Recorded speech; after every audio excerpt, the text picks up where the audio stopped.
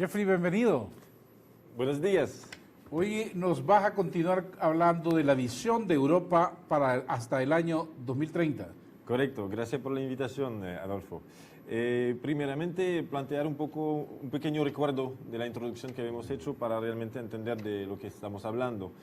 ¿Por qué hablar de la visión de Europa? Porque Europa son más de 60 años de paz y de desarrollo, más de 28 países, un ambiente multicultural con muchas religiones, muchos idiomas, muchas raíces. Entonces, un laboratorio de la globalización en un solo lugar, muy interesante. También 500 millones de habitantes y un PIB de 16 mil millones de dólares. Entonces, realmente una zona que requiere mucha atención porque es realmente un pilar de la economía y del poder mundial.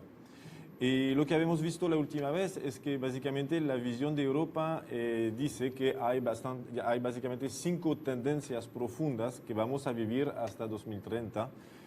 Una primera tendencia sobre el asunto de la demografía, una población más vieja, más rica y con una desigualdad increíble dentro de la parte rica de la población y la parte pobre.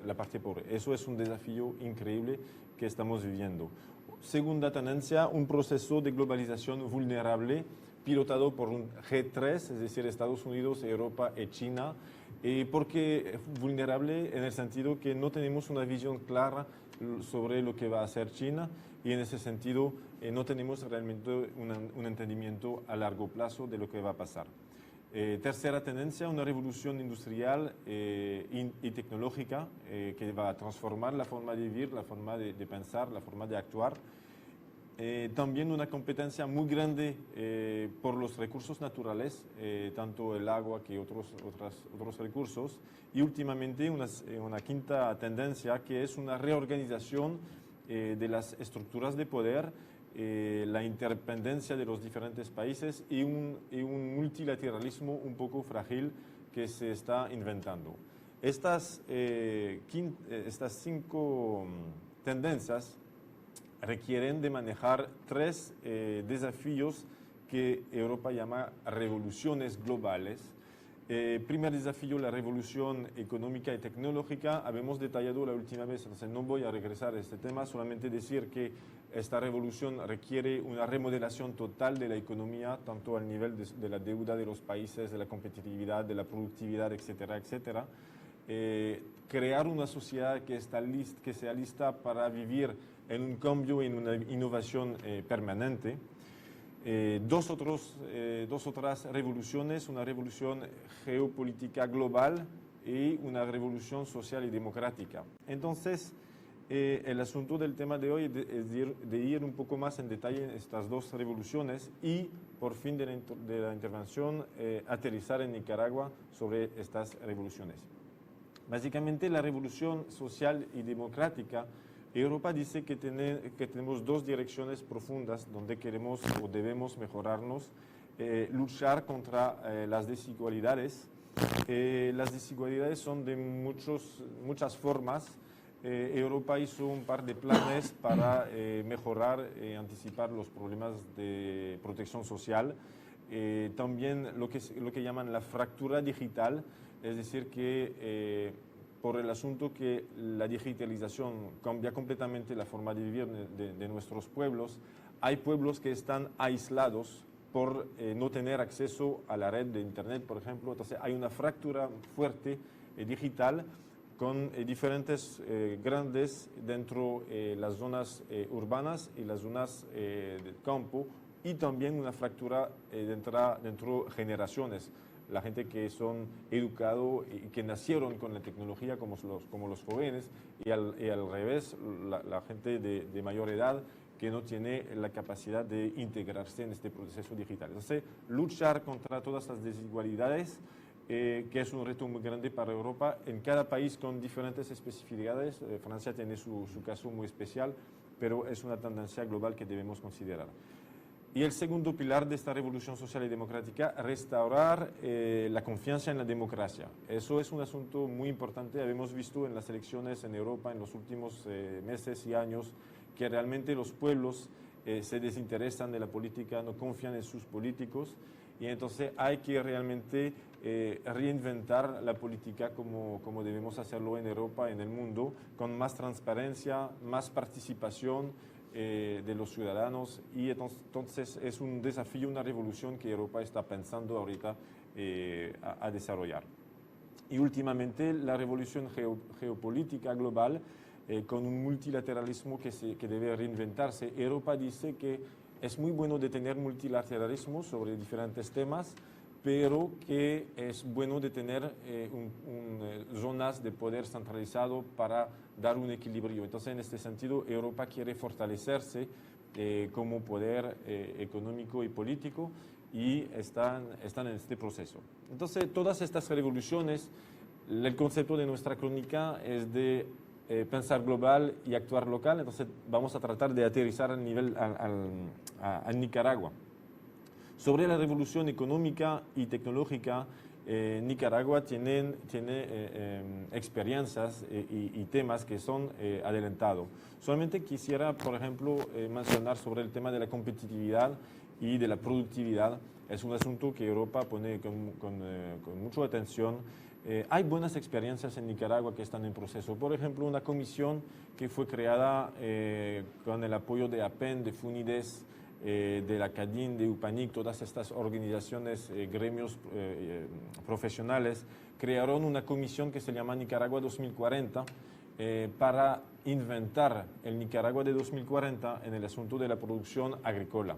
Eso yo lo veo como muy interesante, que gente que se mezclan, que se ponen a trabajar juntos sobre un tema importante. Es cómo pasar de un país que produce materia prima, cómo producir productos transformados que se pueden vender y exportar afuera del país o consumir para nosotros mismos. Entonces, esta comisión, por ejemplo, es una prueba que Nicaragua ya está consciente de la necesidad de reorganizarse y de trabajar sobre su productividad y competitividad. Otro tema que había dicho Europa es que crear una sociedad de cambio es crear la capacidad de urbanizarse de forma estructurada y adecuada a los cambios de la población. En este caso podemos ver que en Nicaragua también estamos viendo experiencias interesantes. Por ejemplo, Japón, que ha financiado y preparado un plan maestro para la ciudad de Managua. Yo diría, por fin, qué gusto ver que en Managua, en Nicaragua, se está movilizando para crear una ciudad de verdad, una capital de verdad, con un plan de urbanismo completo. Eso lo veo muy importante y muy adecuado a la situación. Y también Nicaragua se mueve sobre el tema de las leyes. Hay ahorita una ley de asociación pública-privada que va a permitir de reinventar la manera de financiar y desarrollar el país. Esta ley de APP también está conectada a una nueva división de proyectos de infraestructuras en el Ministerio de Haciendas. Entonces, vemos que hay movimientos realmente que permiten al país de reinventarse, de participar a esta revolución económica, y que no está atrasado en ese sentido. Sobre el tema, la segunda revolución, que es la revolución geopolítica con el multilateralismo, en ese sentido pienso realmente que Nicaragua no está el último país. Habíamos escuchado el embajador de Cuba que hablaba de CELAC, por ejemplo. Nicaragua está dentro de los procesos multilaterales, se involucra mucho en estos procesos. Y otro ejemplo que fue anunciado hace pocos días, el Acuerdo de París. Nicaragua ya ahorita ha firmado el Acuerdo de París sobre el clima, el cambio climático. Si realmente Nicaragua está en la marcha internacional, a su forma, a su ritmo, con el desafío que es el suyo, desarrollar sus problemas y arreglar sus problemas locales, pero también considerar la marcha del mundo, y Nicaragua en este sentido no está atrasado. Hay que trabajar más, hay que mejorarse, pero como todos los países. Y una pequeña noticia para mencionar este tema de acuerdos multilaterales. Europa y América Central, incluyendo Nicaragua, han firmado un acuerdo de asociación hace muchos años que tiene 3 pilares del diálogo político, la cooperación y el desarrollo económico. Este acuerdo de asociación funciona con Europa, menos que en otros países, porque Nicaragua está descubriendo el mecanismo, pero estamos en marcha. Y un ejemplo es que en la dimensión de desarrollo económico hay una nueva federación de cámaras ahorita que se llama Eurocam, la Federación de Cámaras Binacionales de Europa. Entonces hay realmente movimiento, hay cosas que se están construyendo y Nicaragua tiene que seguir trabajando, pero está en buena marcha. Y el último tema es un tema altísimamente político, que es la revolución social y democrática a nivel mundial. Para ser muy honesto, estimado Adolfo, no soy calificado para hablar de política, entonces yo decidí de hablar de este tema de una forma bastante, digamos, histórica y que no sea política. Cuando, por ejemplo, hablamos de democracia, me gustaría regresar un poco atrás para saber de dónde viene nuestra democracia como está ahorita desarrollada en los países de Europa o Estados Unidos. La historia empezó en la Grecia antigua, 7 siglos antes de Cristo, cuando aquí en la América Central había el Imperio Maya. Habíamos empezado a esta época. Después de esta Grecia antigua, habíamos vivido 3 revoluciones. La revolución inglesa en los años 1649, después la revolución de Estados Unidos, 1776, después la revolución francesa, 1799, y todavía 2 siglos después de todas estas revoluciones, no tenemos la solución perfecta. La democracia todavía no está perfecta, se está mejorando. Entonces, no quisiera juzgar o criticar a la democracia de Nicaragua, porque realmente Nicaragua es un país joven y porque tratar de hacer lecciones a Nicaragua sobre el tema democrático, cuando vemos que en Europa hemos necesitado muchos siglos para llegar a un punto que todavía no está perfecto. Una anécdota, en la Grecia antigua, la noción de democracia era que el pueblo tenía el poder. Pero ¿cuál era la definición del pueblo en la agora griega? El pueblo era solamente 10% de población, porque el pueblo estaba considerando como posibles votantes solamente los hombres.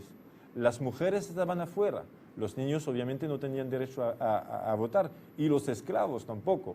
Entonces, a la época de Atenas, la gran Atenas que conocemos, solamente 60.000 personas estaban representando la democracia por 600.000 personas viviendo en Grecia a esta época. Entonces, hasta la definición de la democracia podemos tener un debate grande. Entonces, no hay que dar lecciones. Pienso que Nicaragua está en su camino.